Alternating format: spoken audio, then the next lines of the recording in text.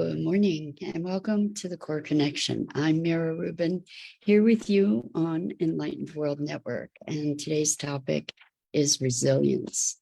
So we tend to believe that resilience is a wonderful thing. However, sometimes it can cause us to persist in situations that might not be the best for us. So we're going to have a look at resilience today and the light and the dark of it. But before we get started, let's take a couple minutes to get present. Let's take a deep breath in through your nose and hold it.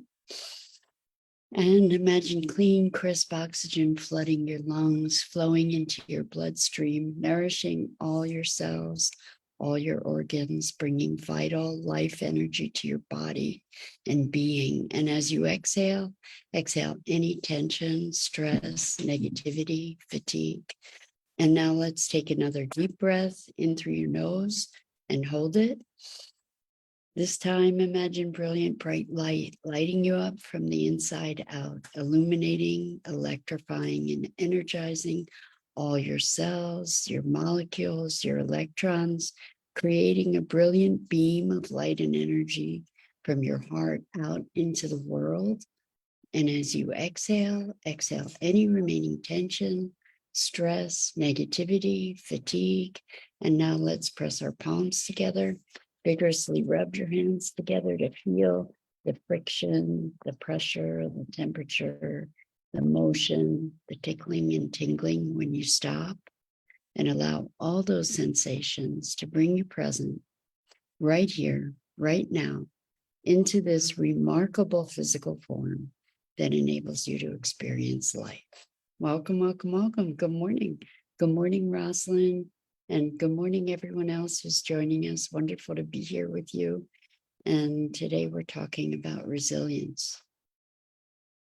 So resilience has been a really popular topic lately. We hear a lot about it, and we laud it as a high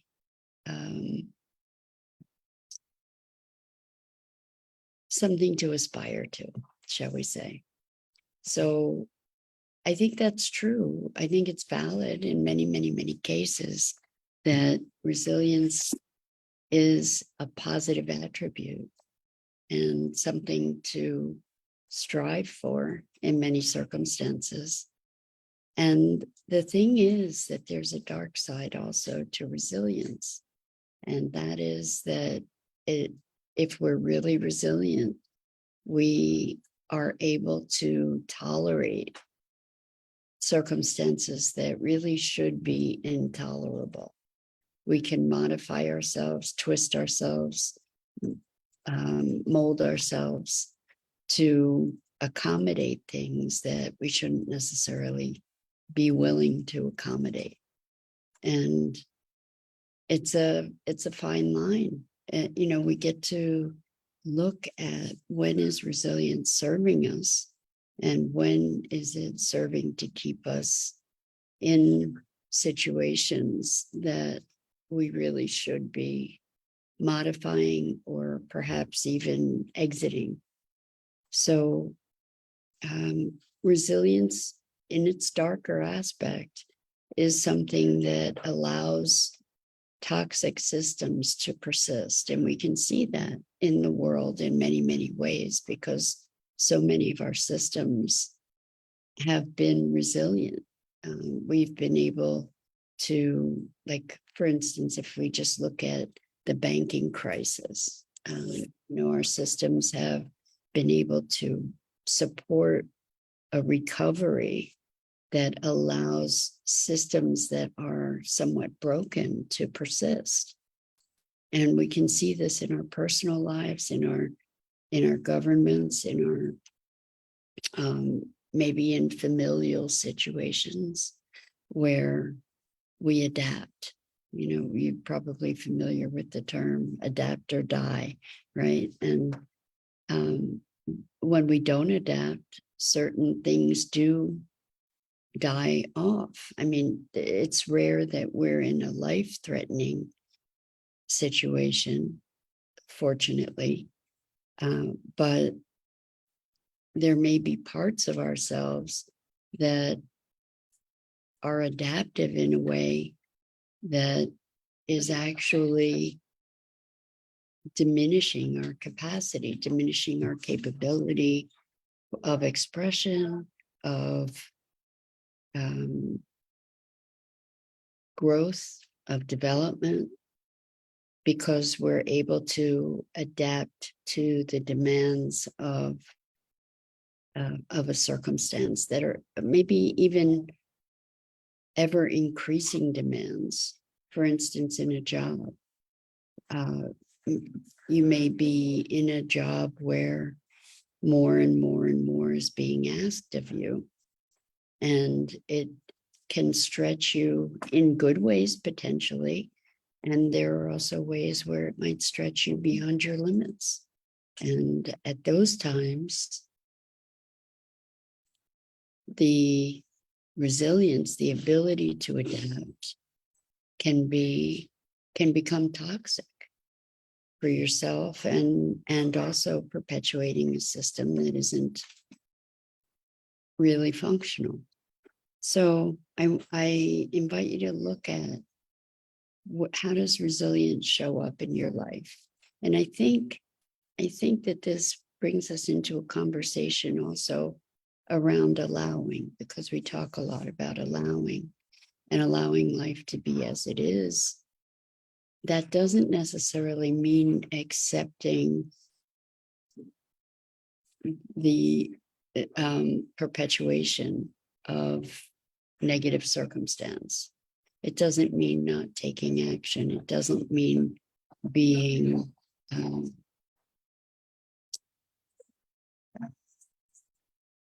complacent. It's interesting to have this kind of conversation because it makes us look at where we draw the line, where we say enough is enough.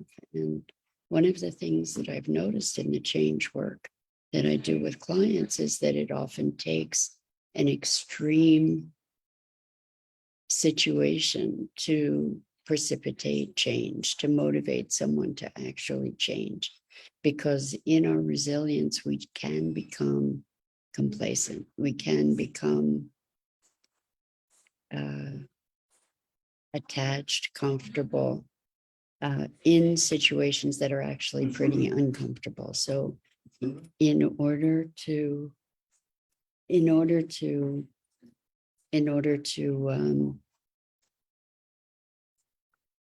continue to grow and to take care of ourselves, we need to pay attention to the signals before they become so extreme that we have no choice. So Rosalind says, discern between surviving mindset to what is the something else. Yeah, so exactly. We will often adapt to survive. And the thing is that in that survival, we're not thriving. We're not pursuing our best selves. We're settling oftentimes. And it's interesting to be thinking about this spectrum of or between resilience and complacency. Good morning, good evening, Gia. Welcome. It's great to have you with us this morning. And we are talking about resilience and how resilience can, at its worst phase, can have us adapting to toxic situations and adopting behaviors that compromise our authenticity, our essence, our well-being. I gave the example of a job that asks more and more and more of you. Gia, hi, thank you. Gia says, it looks like you're not feeling well. So I don't have my normal lighting, so I look a little different. I am at a car repair place. And so I also didn't get a lot of sleep last night. So maybe that's what you're picking up on. Anyway, and I'm speaking a little more quietly because there are other people around that I don't want to disturb. So anyway, you're seeing me out of my natural element, and I'm tired. So thanks for asking, Gia. Anyway, resilience, right? We adapt to the needs of circumstances. The thing is, we get to, oh, I'm talking slowly. Okay. Gia says, no, just because you're talking slowly too. So maybe because I'm trying to be quiet. I don't know if quiet and slow go together. Anyway,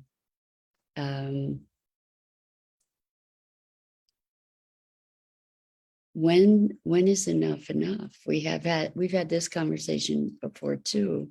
Like, when is enough adapting enough? When do we draw the line? When is it, do we go over that line? And this is the question with resilience too, is to be looking at where does something that's a good thing become not such a great thing? And I think we can ask that question in so many different areas. You know, a really good example is, when is, like, a delicious dessert, when is enough enough? And then the next bite becomes too much. And do we have to stretch ourselves to the place where we get to too much? Or can we allow ourselves to pay attention to our inner signals that allow us to adapt, and also allow us to sense the place beyond which having to adapt is becoming a negative influence on our system? So Rosalind says, asking the question, who said you have to do that? That's a really good question, Rosalind. I appreciate that. It's to when we're called upon to adapt and shift and change, oftentimes, really, let's not ignore the fact that oftentimes it can be a really powerful growth experience to adapt and change and stretch ourselves. So I'm not denying that in any way, just saying that as we extend ourselves and adapt and modify and course correct, and there may be a time for us to say enough, that we're done, and that we need to make a change. And in fact, we can pay attention to the inklings on the way there. And when we do, when we listen, when we notice the signs, instead of waiting for an extreme, then there's so much more richness and freedom available to us in the expression of ourselves and the expressions of our lives. So when we consider the way that we know things, when we consider the way that we become, that we can sense into circumstances in our environment, and sense into our own well-being, those are the places that we can find the clues to let us know that it's not time to adapt, or it is time to adapt. If it feels right, if it feels like a positive stretch, if it feels like a space of extreme overwhelm or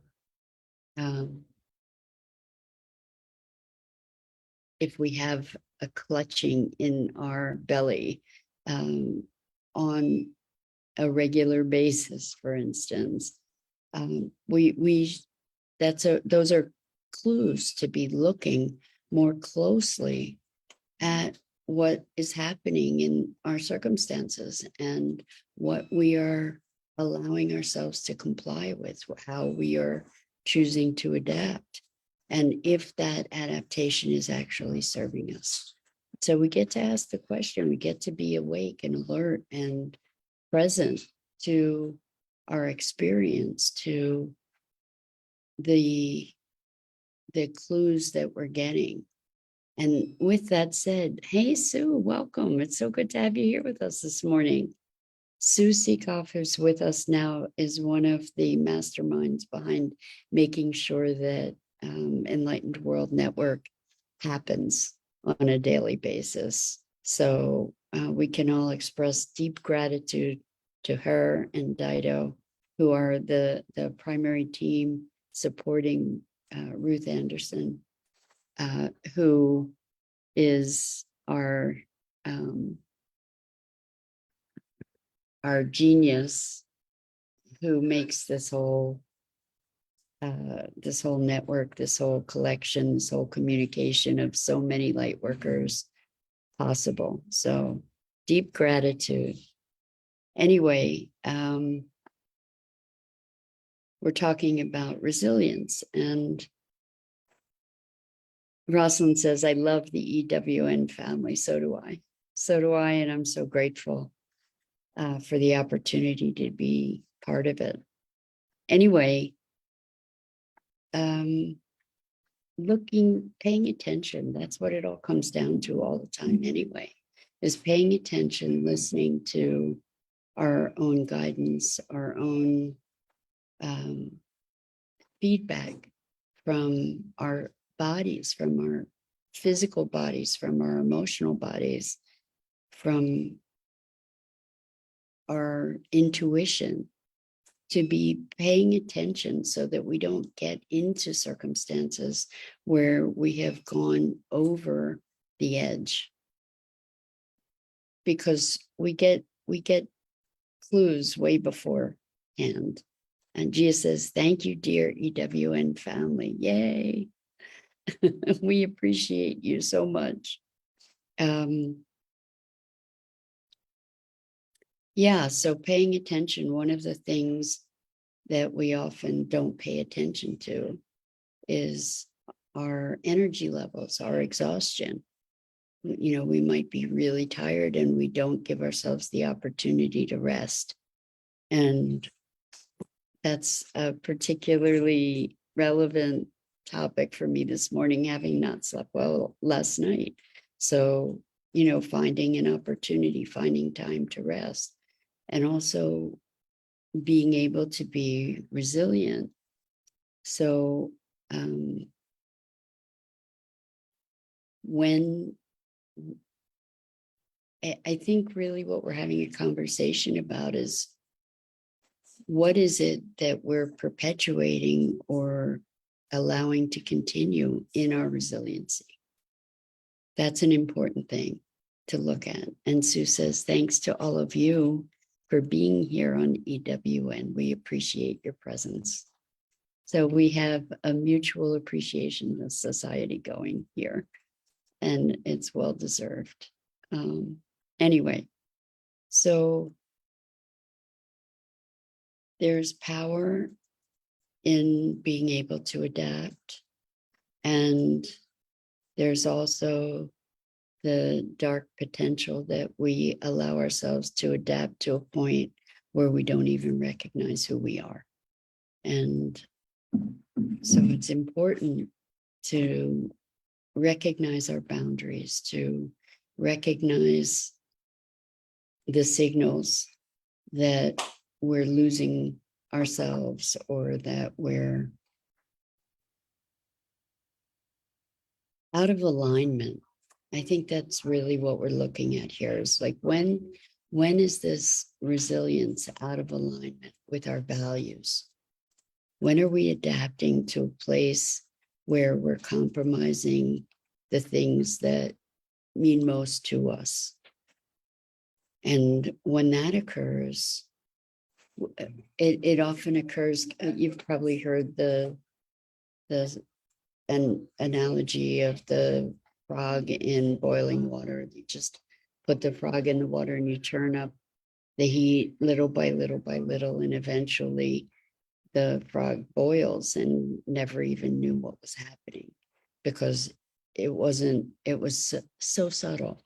It seemed so subtle along the way that it didn't even notice. And I think that that's something that happens with us with resilience oftentimes, is that we just keep adapting and adapting and adapting until all of a sudden we, as I said earlier, don't recognize ourselves.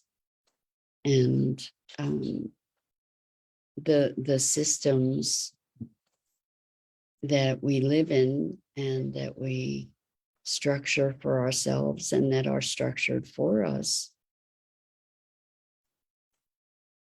go through these permutations, these adaptations that often take them in directions that are at a great difference from where they started. And so,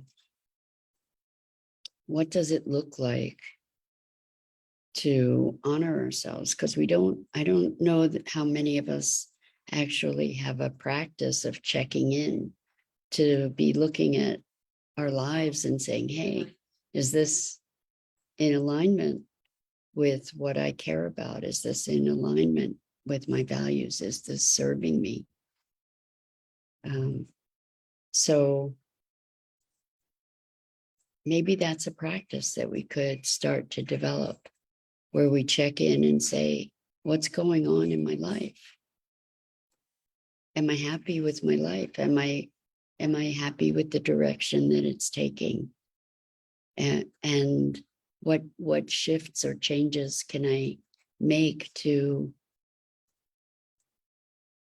further the alignment, to further the resonance, to further my expression, to support myself more deeply in the context of in the greater context of my life, maybe even beyond the context of a job, to say, is this job serving me? To ask the dangerous questions. They're dangerous because it forces us to look at something that would be disruptive. And that's why it often takes an extreme circumstance to make us make a change, because there's disruption. And in the pain in many cases has to be worse than the comfort or ease of staying with something that isn't optimal. So Rosalind says, like a purification practice, letting things go or seeing how I could have done it differently. Purification process, I kind of love that. And I wonder, even if we just think about it in terms of our energy, to be checking in on our energy, to be checking in, is my vitality alive and well? Is my life supporting me? Is the way I'm living my life supporting me? And to have the courage, and it does take courage, again, because we're facing disruption, but to have the courage to ask the questions, is this really serving me? Is this the way I want to be spending my life? Because we can keep putting things off and putting things off and putting things off. That impetus to change, it can come from within, which is often a very courageous act. or it can come from discomfort being so extreme that we don't have a choice except to make a change. So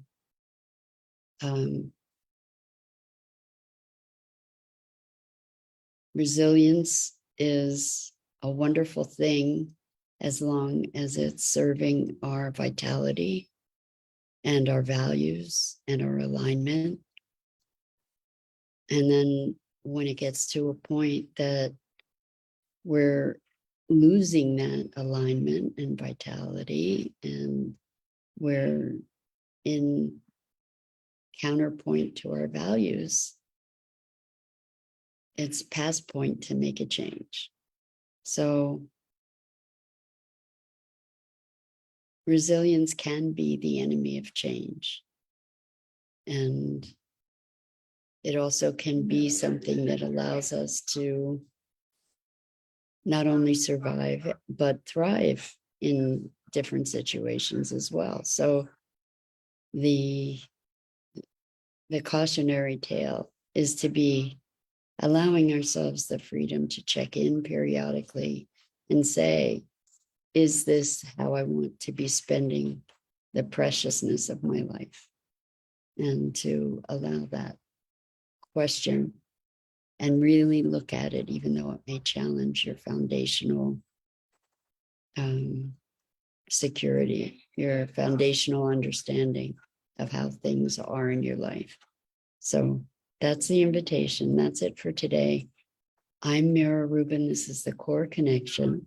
And I go live here each weekday morning on the Enlightened World Network Facebook page and YouTube channel at 9 a.m. Eastern. And I invite you to check out the other awesome programming on Enlightened World Network and Enlightened World Living.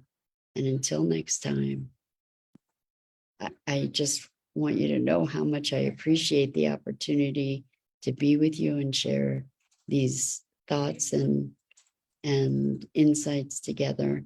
And until next time, so much love to you.